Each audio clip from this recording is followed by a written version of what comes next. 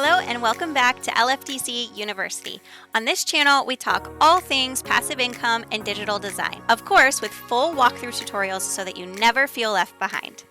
If this is the type of video that you are interested in, please make sure to subscribe and hit the bell notification so that you get notified every single time I make a video.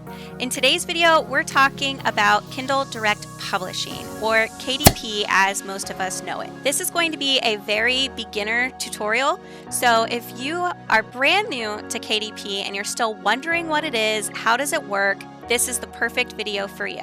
So grab a drink and a snack and let's get started. So what is KDP? Imagine being able to publish your book in a matter of minutes with just a few clicks, and it's available to everyone worldwide. It's a platform by Amazon that lets authors or just regular people like you and me publish ebooks and other books completely for free. Because I don't want this video to be like an hour long and I really don't want it to be overwhelming for a beginner or a newbie, I am not going to be creating an actual book today with you guys. I do have a video that I have done where I used Canva, and I'll link that up above in the cards.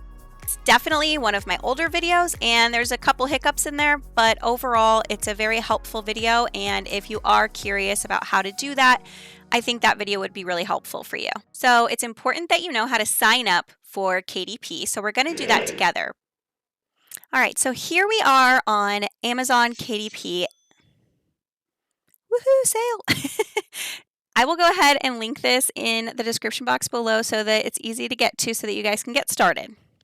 All right, so you just click Join KDP, and you can do two different things. You can use your existing Amazon account that you already have, or you can create a whole new Amazon account and have that be separate.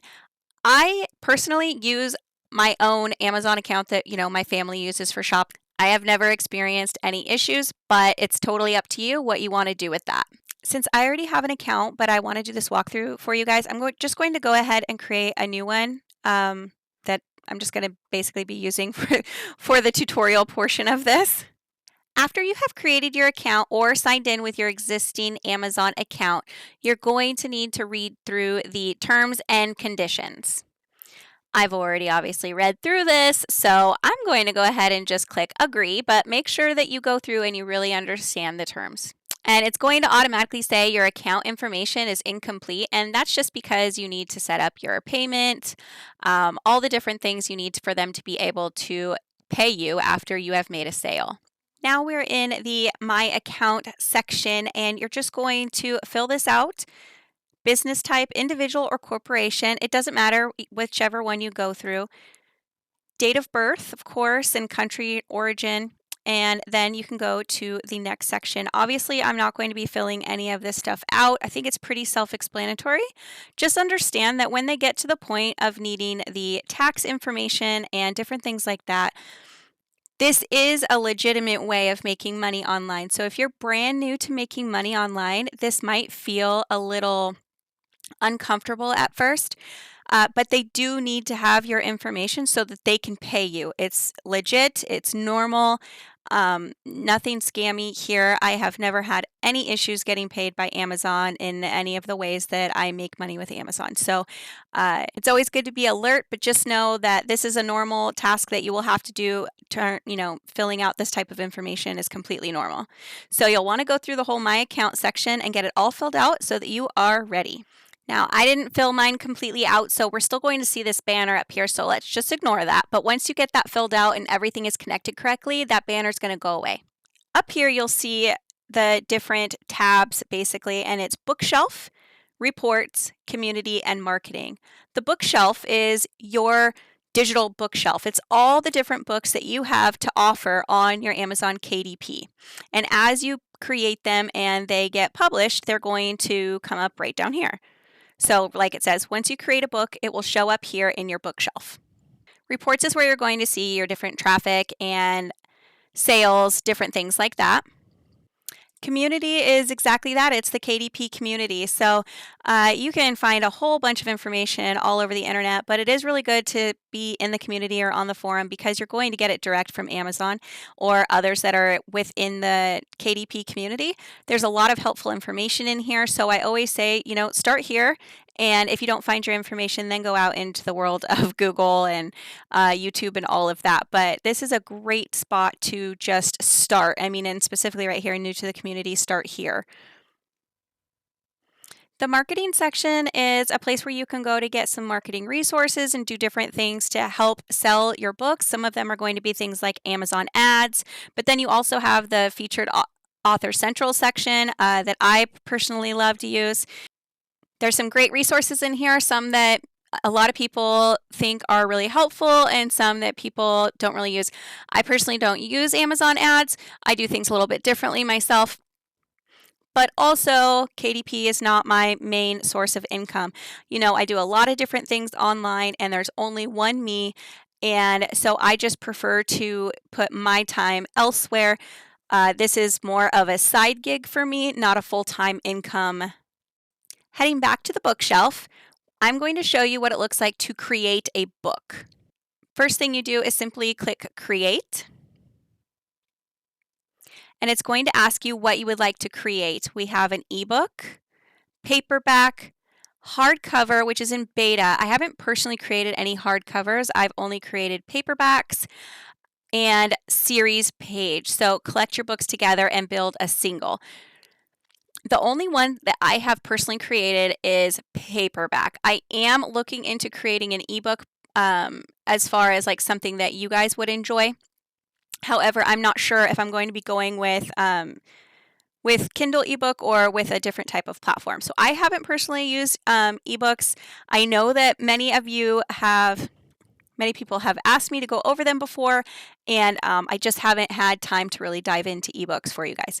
But paperbacks, I do have a video that shows some of the paperbacks that I have purchased of my own that I have gotten, and I basically show you what they look like and everything. So if you're interested in wondering what the quality is and what they look like in person, I'll add that to the cards up here for you to check out. But you just click on Create Paperback, and this to me is the part that is the most daunting. The thing with Amazon is all the different ways that they have to make money on Amazon. None of them are very user-friendly, in my opinion, especially with it being 2023, almost 2024. This could be so much more streamlined, so much more easy and user-friendly for people, but it's not, and I don't know why, but it's not. So it's a little daunting, but it's really not difficult. It's just more kind of annoying that they haven't updated it and made it easier. So you'll choose your language. Obviously, I would be choosing English, but you can choose whatever language you are wanting to work in or whatever language your book is in. This is where you will be putting your book title and then a subtitle if you have one. If you have a series, this is where you're going to add that type of information. You don't need to have an edition number, but that really depends on you, how many you're going to be making, what type of content you're going to be making, that sort of thing. Your author. This would be a good time to either decide, do you want to use your legal name? Do you want to use a pseudonym? This would be a good time to decide that. You're going to put that here, and that is what's going to be on your profile, but also that's what's going to be showing to your customer who's going to be buying your book. So they're going to know you as this.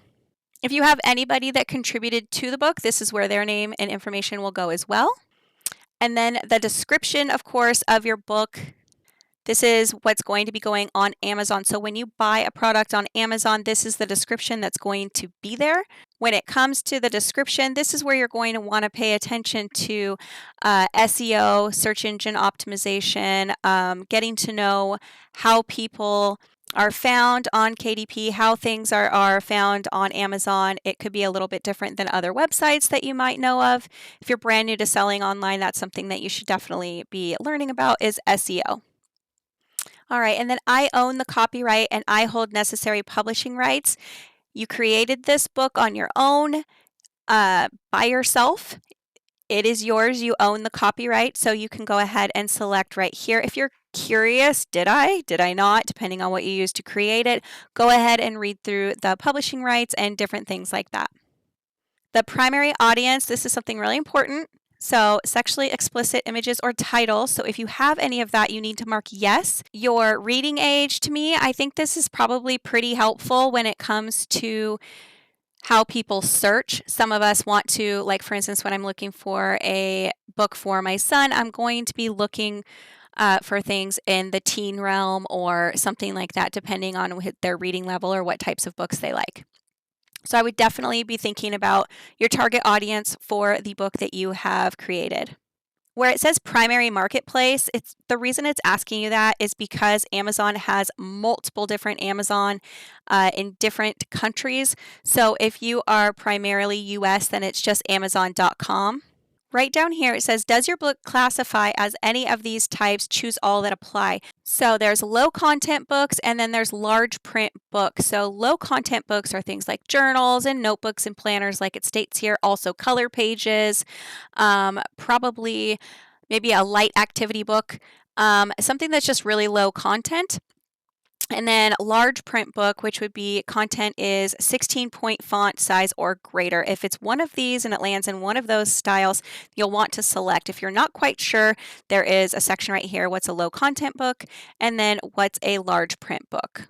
Keywords, again, you're going to want to be really specific about this because you're going to want to use, like I said in the description, really good SEO to be able to make sure that your book is found by the audience that you would like to find it.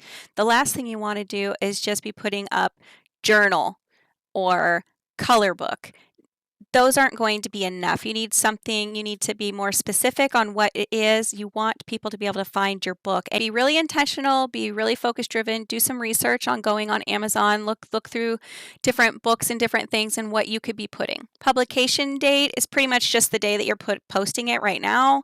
And then release date is the same unless you're going to want to schedule your book's release. For instance, if you have a book that you have written out and it's a high content book and you want to basically hype it up on your social media and stuff like that, you might want to schedule a book release. And then after this, you'll go ahead and hit save and continue. The next section is paperback content. And basically, you're going to either choose an ISBN number or don't use one.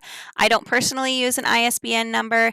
If you want to learn more about ISBN numbers, you can click right here to learn a little bit more about what they are and what they're for and decide whether you want to use one or not. During print options, this is basically going to affect obviously the quality of the book, but also your profit. So it really depends what you are looking for with this. You can do black and white interior with cream paper, black and white interior with white paper, standard color interior with white paper, or premium color interior with white paper.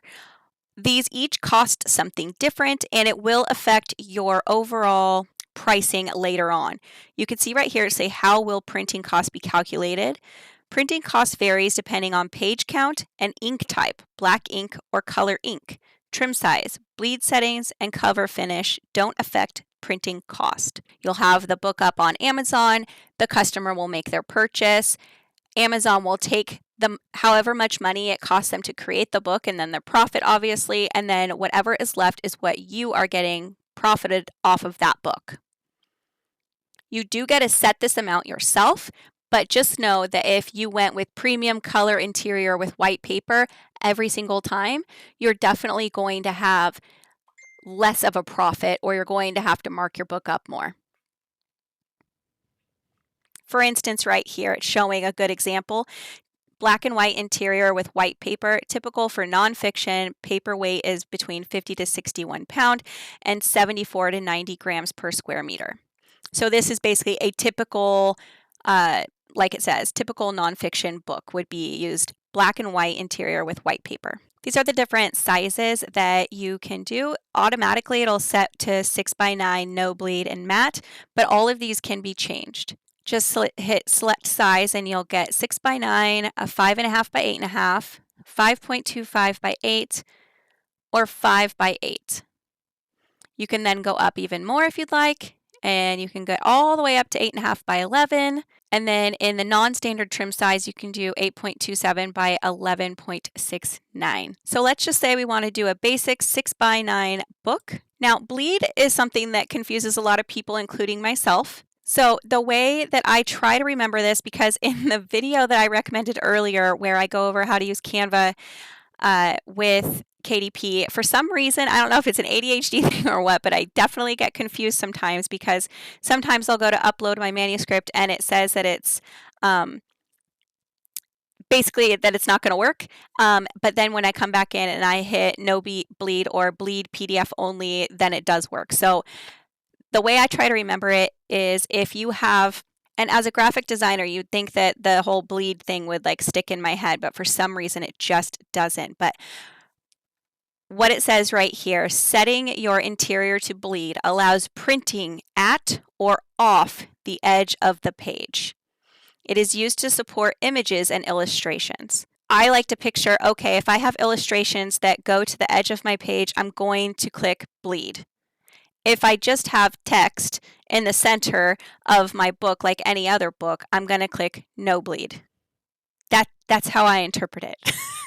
Always double check. And if you upload your manuscript and it doesn't work, like in my video that I did, and that wonderful commenter let me know how to fix it, I did fix it and it worked out perfectly by just clicking bleed or no bleed. It fixed everything. So I'm just going to click no bleed for right now. And then paperback cover finish. You can choose either matte or you can choose glossy. When you upload your manuscript, this is the portion that I was referring to. I guess it does say that you can also use other document styles, but I've only ever used a PDF, and it does say that we recommend using a formatted PDF file to create your book. So that's what I do. You just click upload paperback manuscript and you go ahead and you upload that PDF that you've created. I will go ahead and put in the description the templates that you will need. You can see right here it says download a KDP template, and we'll just click on that real quick so you guys can see what that looks like. You can find absolutely everything and get every template you need in here. The most common size, trim size for paperbacks is 6x9, so you can download blank templates or you can download templates with sample content. So I'm going to go ahead and I will link this page in the description, because sometimes people have a hard time finding where the Amazon templates are, and it's really helpful. If you don't know what a template is, it basically has everything formatted exactly how they want it, and all you do is put your content in its place instead. Then you know it's perfectly right, it's got everything it wants because it came from Amazon themselves. And then the cover, you know, I said that it needed to be a JPEG, and I don't know why I said that. It says upload a cover you've already have print ready PDF only. So again, this one also needs to be a PDF. This section down here is recent for, well, as of November 27th, 2023 is when I am recording this. Hopefully it's going to go up today, but maybe not. But AI generated content. So a lot of people on the web now, including myself, would encourage you to use AI if you have access to that to help you with your book, whether that be on the cover, generating a cover, or whether that be the inside manuscript, helping you with different ideas or things of that nature. Never ever let an AI do the entire manuscript for you. Just because an AI can doesn't mean an AI should. So I wouldn't ever let it do that. Think of it as kind of like plagiarism. For one, none of these AIs are 100%, and you're always going to want to go through and all of that. But an AI can be a really good place to start, especially generating ideas. I will say just a quick disclaimer, since this isn't necessarily a video on AI for KDP, I'll have to do that in the future, but I will say anything you get from AI, if you're going to be using that text, even if you're changing it a bit and putting it into your manuscript, make sure that you're running it through a plagiarism checker. I will link a good plagiarism checker down below in the description, but make sure that you're doing that, because you definitely don't want to be stealing someone else's work, especially if you didn't intend to. So right here it says AI generated content. Amazon is collecting information about the use of AI artificial intelligence tools in creating content. So if you don't understand what AI is yet, that's okay. It's just an artificial intelligence, and it's really, really ramped up lately, and it's very popular now in all aspects of the world and life right now. Certainly not just KDP, but you do need to disclose now whether you used AI in the production of your book. It says, did you use AI tools in creating texts, images, and or translations in your book? So I would take this to mean if I went on OpenAI or ChatGPT and I asked it for ideas that I could use in my book, like, I don't know, different idea points and things like that, I would not consider that something that would be, I used an AI to create this book. That's my personal opinion. I think what it's asking is if you generated the text and then maybe tweaked it a bit and then put it in the book. I think that is what they're referring to. Same with images. If you are using the AI as like an assistant, like I do oftentimes, bouncing ideas back and forth, I don't believe, in my opinion, that that is what they are referring to. I think they are referring to literally having the AI create a content of some sort that you are then essentially copy and pasting into a book. So that's how I interpret this. You can interpret it how you wish, but you will need to mark yes if you did use any illustrations or text in the use of your book. It's not saying that you can't. It's just saying that they want to know. For instance, if I were to create a children's book, which is definitely on my list of things to do, I may use the image AI generator to generate some of my illustrations. And so I would want to put yes. And then right after you're done with that, you're going to launch Book Previewer. Now, I'm not going to do that today because I don't actually have one ready to go. But what it's going to do is it's going to open up this page that's going to give you a nice preview. And it's going to show you exactly what your book is going to look like if it were to be printed. And it's going to basically flag the things that it found that it didn't like. And it's going to give you a list of the things that maybe are wrong, or it's going to come up and say that the book is great.